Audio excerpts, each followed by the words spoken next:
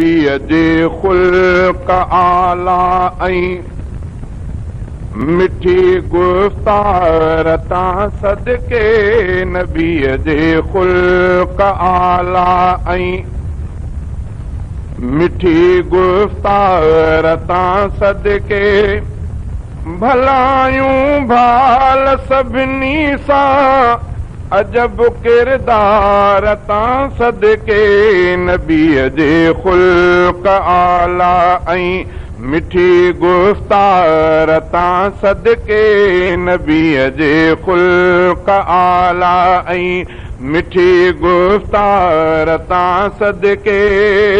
भलायूं भाल सभिनी सां अजब किरदार तां सदके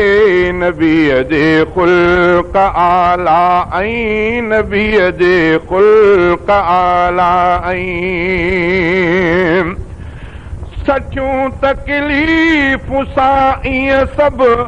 निहायत सब्र हिम्मत सां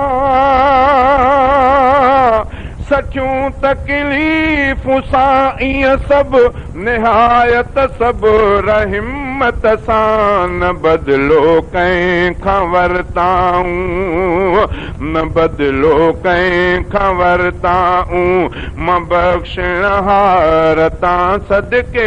न बदिलो कंहिंखां वरताऊं मां बख़्शणहार तां सदके भलायूं भाल सभिनी सां अजब किरदार तां सदके नबीअ जे ख़ुल्क़ आला ऐं मिठी गुफ़्तार तां सदके नबीअ जे ख़ुल्क़ आला ऐं रवश सुहिणी हू रखंदा हा परावन सां ऐं पंहिंजनि सां रवश सुहिणी हू रखंदा हा परावन सां ऐं पंहिंजनि सां मुहम्मद जे मां अहिड़े जज़्बे सरशार तां सदके मुहम्मद जे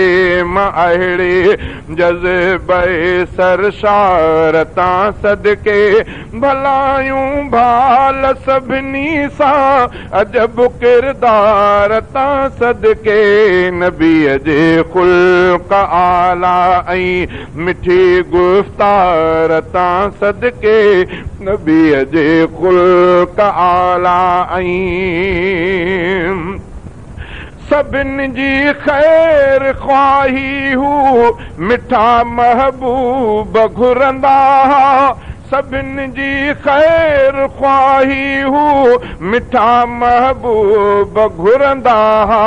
कुशाद दिल हुया दिलबर माइन पिरकार तां सदके कुशाद दिल हुया दिलबर माइन पिरकार तां सदके भलायूं भाल सभिनी सां अजब किरदार तां सदके नबीअ जे ख़ुल्क़ आला ऐं मिठी गुफ़्तार तां सदके नबीअ जे ख़ुल्क़ आला ऐं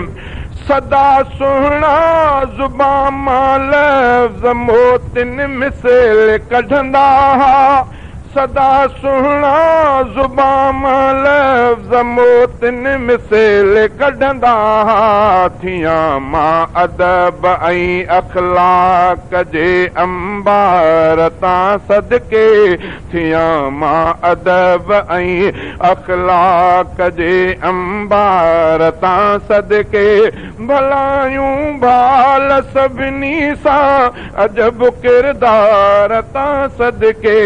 नबीअ जे ख़ुल्क़ आला ऐं मिठी गुफ़्तार तां सदके